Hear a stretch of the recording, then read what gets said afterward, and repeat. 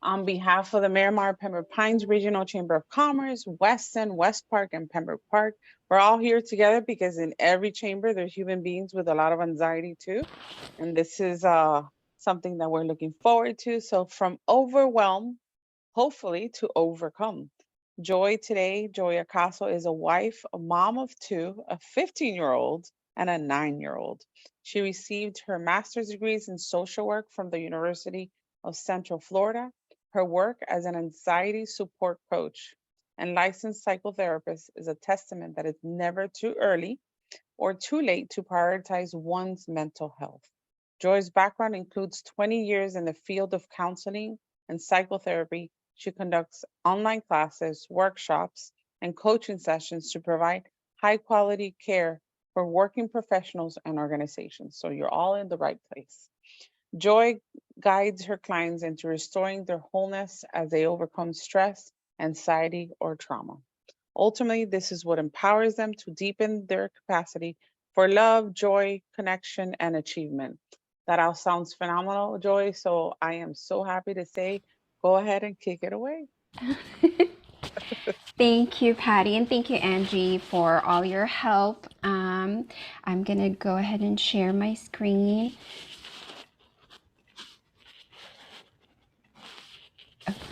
And I am so happy and excited to be here. I know this subject matter is not necessarily like a happy one, but there is a happy ending because we're going to learn how to manage our stress, how to go from feeling overwhelmed to now being able to have that hope that we can overcome anything that comes our way. I do want to emphasize, though, that overcoming doesn't necessarily mean getting rid of. It is impossible and unnecessary to get rid of everything that stresses us out because we are human beings and life happens. It's really just a sign that we are human and we feel and we connect with people. We have goals in life, and that's where really stress comes from. But what we do not want to be in is in a state of continuous overwhelm, right? Because we obviously want to enjoy life. So that's what we're going to try and do today, at least some of the things, the tools that we can use and learn. May is Mental Health Awareness Month. Every year it happens. And this is such a great time to just, talk about mental health. And this is a definition that the World Health Organization uses. So basically, mental health is not, and my power partner people group, they've heard me say this a couple of times already. Mental health is not just about illnesses or disorders. We all have mental health, and we should be prioritizing our mental health. But I know that sometimes it can be such a daunting task if we don't know where to start or how to start it. So hopefully I'll be able to share some of those things with you today. But mental health is a state of mental well-being that enables people to cope with stresses of life, realize their abilities, learn well and work well, and contribute to their community. So it's an inner work, and also there's external results that we see. And we're going to target stress today. So let's see. Um, this picture right here, I'm very humbled and proud of because I was part of the mental health panelist. Back in February, I spoke about mental health and stress, and even diving deeper into trauma at a summit, at a conference that I was part of. I was invited to speak, and I just love teaching. I think I am a teacher at heart, especially when it comes to stress and all things, mental health, anxiety, and all of that. So we're going to demystify the agenda for today. My goal is that we're going to demystify stress. It's not, hopefully after this session, you'll walk away under having a better understanding of what is stress. How does it affect me? How does it affect the people around me? I always like to break it down for people, because I think the better that we understand, the better that we can do for ourselves. And again, it's that word of feeling empowered, having hope that, oh, okay, I can do this.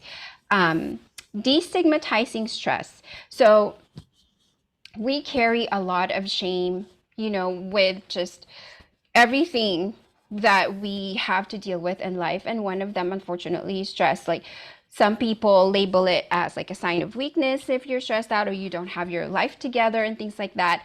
I am not, exempt to this. Or exempt from this. I also feel stressed out, right? So there's no shame in that, and you're gonna see that today. And then we're also gonna try to talk about boundaries, as well as mindfulness tools. Boundaries is so important, but I'll show you how I've been able to kind of break it down for my clients, and you get to get a glimpse of that today. And then we're going to practice a mindfulness tool before the end of the session. If you go to my website, www.joyacaso.com, you'll see tons of free resources, podcast interviews, conference summaries, and things like that. Because I've been able to have the privilege to be invited to podcast interviews and summits and all of those things. And I'm always happy to share tools with everyone. So you may be wondering, how do I manage my own stress? And here you go. This is a snippet of my life. I am a meditator. I do meditate every day.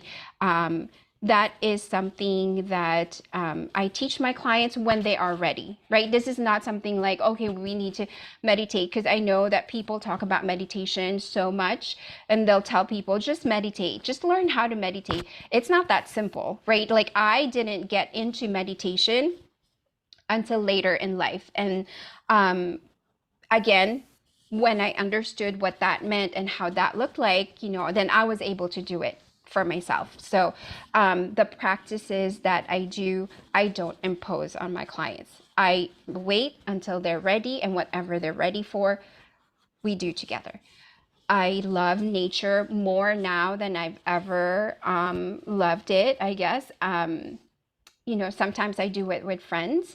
Sometimes I do it alone. I just go for a walk, and things like that. And because I work from home, I do make sure that I get outside and take that vitamin D.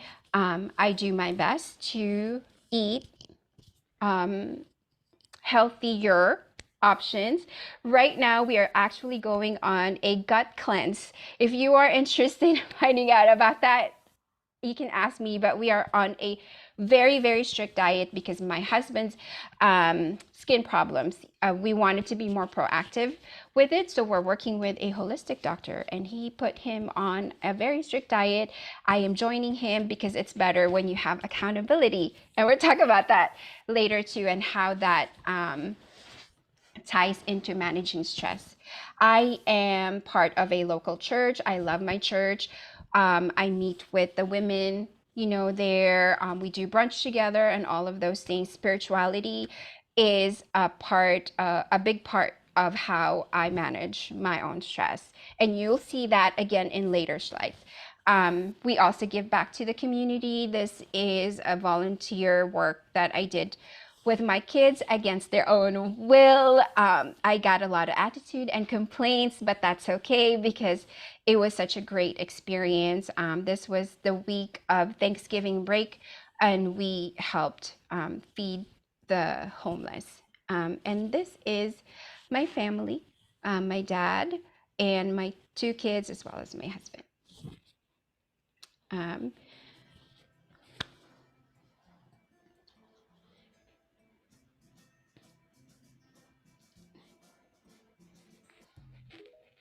Yes, so that's my handle on TikTok if you would like to see more of what I do. How do most people feel about stress? It's a mystery, it's an enigma. Even for me, again, I did not learn any of this until probably when I started going back to school for my master's in social work. I'm from an Asian background. I'm Filipino. I was born in the Philippines. I came here when I was 15. So for the first 15 years of, well, I'm gonna say like for the first 25 years of my life, I had no idea about mental health. I had no idea that that was important or that even existed. It was never talked about in our culture or my family. But that just goes to show you that no matter what stage in your life you're in, it is not too late or too early to learn about mental health. So there's two kinds of stress: acute stress and chronic stress. With the acute stress, these are things like getting married, hiring someone for your business, starting up a business, fixing up your office, those things can be stressful. Becoming a homeowner, that can be stressful. But we call it acute because once the event passes, we should be okay, at least technically, right? We should start to feel some sense of relief and things like that. But if that acute stress now becomes more constant, for example, um, hiring someone for your business, but it now you have to train, and now it's not working out, and there's a difference in personality, and now you're going to have to shoulder some of those work and things like that. It becomes chronic because it's now like a repeated, if you will. There's a repetition of how the stress is dealt with, right? So acute is like, okay, you're stressed for a period of time, but there is relief at the end, ideally, right? But chronic stress is really like that, ongoing worry and ongoing effects of daily challenges that we face. Now, this is very important. Again, I mentioned earlier, we are not trying to get rid of stress or, feeling stressed out, because an appropriate level of stress can be helpful. They found studies have shown that people who are like not stressed out or have very, very low level of stress actually even get sick, and they die early because they don't have that sense of urgency, right? Like they don't fear anything, if you will. And sometimes that can also be a biological cause. There might be a region in the brain that isn't functioning properly to handle stress and things like that. But um, in any case, appropriate levels of stress, appropriate amount of stress, it can be helpful. It's the one that keeps us on our toes. It reminds us that there's deadlines, bills to pay, and things like that, or we have a meeting. Here's one practice and one strategy to help us.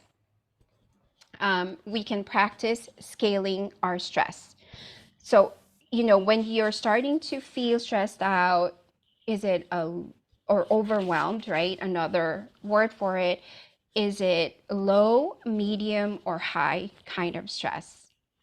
When we're around low to medium, we can still manage, right? But when it's medium to high, that's when we start to feel the anxiety, we start to feel panicked, and try to be more aware of what that looks like for you, because that's really the foundation of how we can manage our stress better.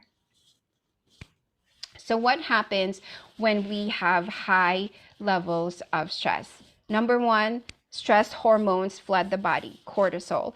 And that's actually, this right here is trickles everything, or these three below is actually like a domino effect of the first one, if you will. But it's almost like a circular cycle. Now, this is not a comprehensive list of what happens, to to stress and things like that in my work with my clients, we get a little deeper because I love neuroscience and I love the mind body connection. So we talk about that. That's also how I help my clients destigmatize shame out of anxiety and stress, because now they understand that some of the things are out of their control, and then we focus on the things that they have control.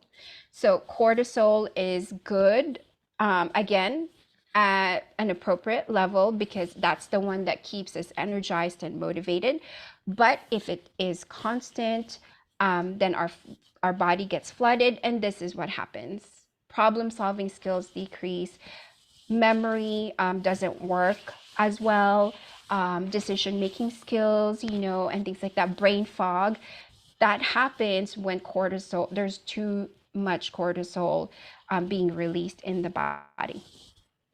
Um, the immune system gets compromised. Absolutely. What happens when we are very stressed out at high levels is that we become more sensitive, hypersensitive to pain, changes in the environment, and things like that. We become overstimulated or very understimulated. So that's the understimulation. That's when you see, like, a lack of motivation, numbness, not wanting to do anything. And then emotions take charge, because somebody has to, right? Like, so how the brain works is there's a thinking brain and an emotional brain. When we are at medium and high level stress, the emotional brain takes over, because, believe it or not, the body wants to reset, but it's resetting from the wrong place, if you will.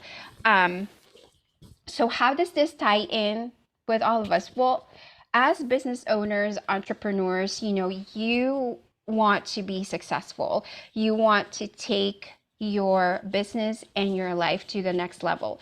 But if these things aren't working properly, you can only get as far as, you can take your business to, right? Like, it's harder to think clearly. It's going to be harder to make the right decisions, for yourself, for your family, for your business, and things like that. So it is important to manage our stress. Stress is common. So another way that we can take out the shame with stress is that really 90% of doctor visits are stress related. 75% of healthcare costs are due to stress. So stress is the new pandemic. Well, maybe not new. It's almost like an ongoing thing. 52% of business owners report feeling overwhelmed, and 72%, according to Forbes, 72% of entrepreneurs report feeling anxious. So there's a lot of factors at play. There's so many things that we see in our society, and yet we like to keep it to ourselves for many reasons. For me, again, culturally, it's just something that we say, I'll just deal with it myself, right? Like, I can DIY this, but I'm here to tell you today, don't DIY it. I have my own mindset coach who helps me, understand my inner workings and things like that, because I do want to be better, and I want to improve everything, in my life, not just my business, but my relationships and things like that.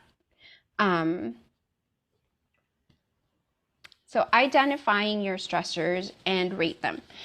For the sake of our session today, it's not going to be like this, because again, sometimes we feel like stress is so far out, and it's always been labeled. I don't know if you've ever heard this. It's always been labeled as like the silent killer, and things like that. So it's almost like, what is this stress, right? But I'm going to show you, like, hopefully an easier way of how we identify our stressors. So these are common phrases that I've used or like my clients have told me over the years, that can be like a sign of the stress going from crossing into like the medium to high levels, right? I feel stuck. I'm more irritable than usual. Everything annoys me.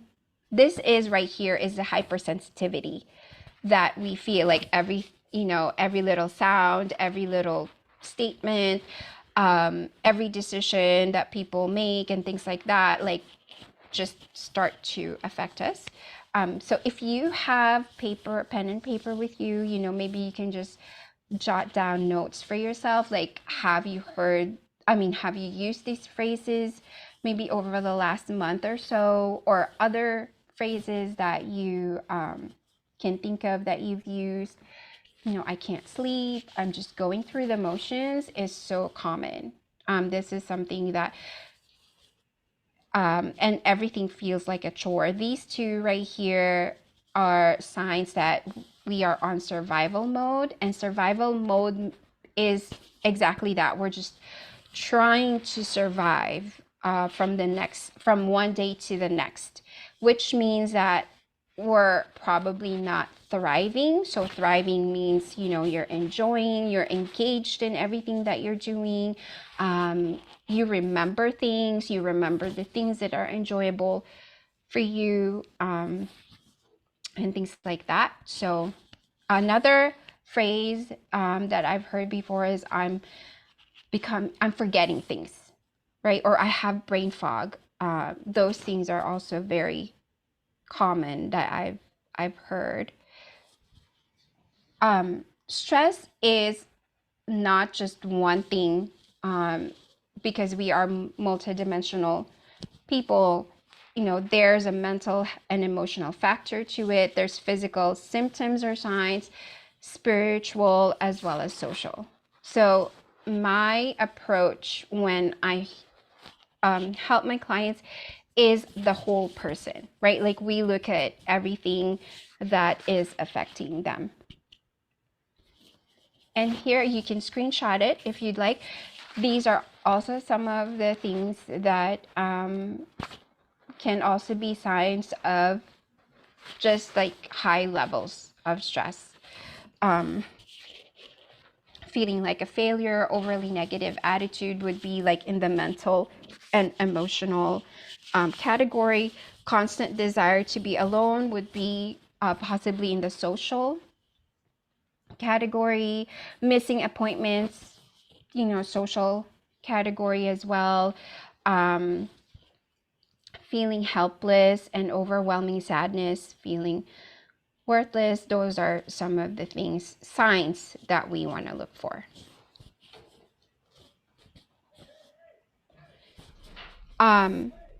When it comes to managing my own stress as well, this is something that I've also learned, that it's not just about self-care, but we want to expand it, right? Like self-awareness, self-discovery, self-worth, self-love, and self-compassion. So those are the strategies also that we want to incorporate in our stress management. These memes are like, I enjoy these memes. My clients are the ones who send them to me.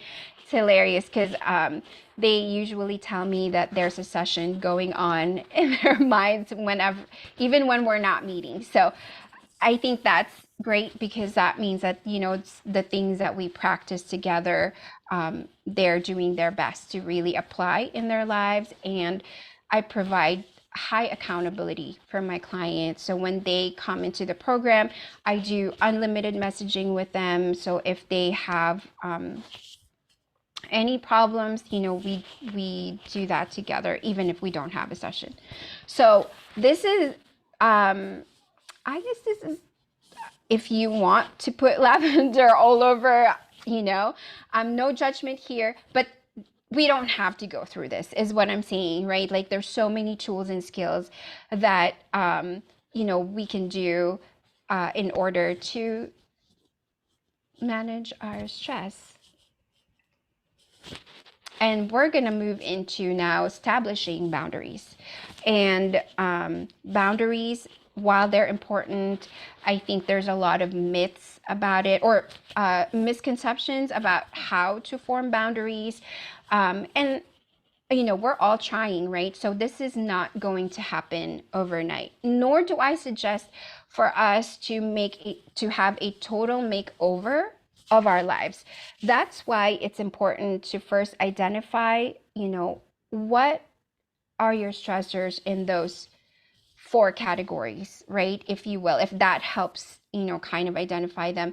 And then what are the signs that you think you may be bordering into that high level of stress? Um, and so we do it step by step and we do it slowly. Here, the boundaries are for professional and personal. Um, so I've been able to just kind of like break it down into like an acronym. And of course, there's deeper work into boundaries that can, but for our for time's sake today, here is what I've come up with. So it's an acronym for the boundary. First one is be your own advocate.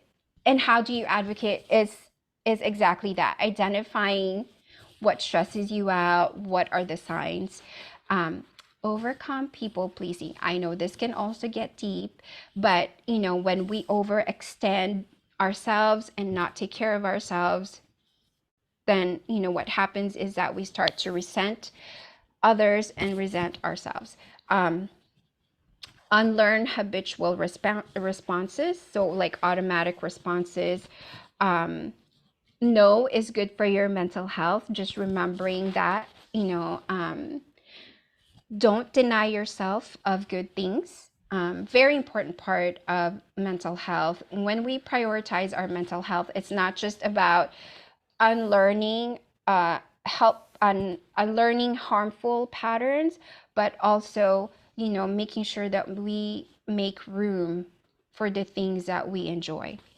Affirm your self-worth. Understand that your self-worth has nothing to do with what you've done or what you haven't done.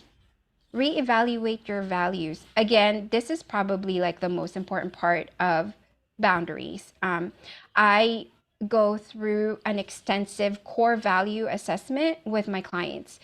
From there, we start to build specific boundaries, because a lot of times what happens is that we use boundaries to keep things out or keep people out. And we say, this is the limit, right? But boundary is also about what are the things that I want to keep in with me?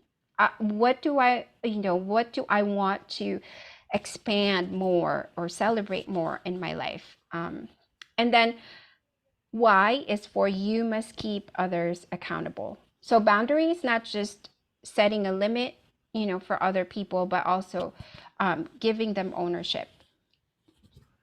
So more strategies. One, listen to your body. Definitely don't ignore the signs. So if you're, we talked about like lack of sleep, maybe your appetite's changing, and things like that. Those are signs that your body is trying to talk to you. Notice your mindset. What are you thinking, right? And what are you telling yourself or others? Irritability, or like again, that everything annoys me, or lashing out at people when it's not really the norm for you.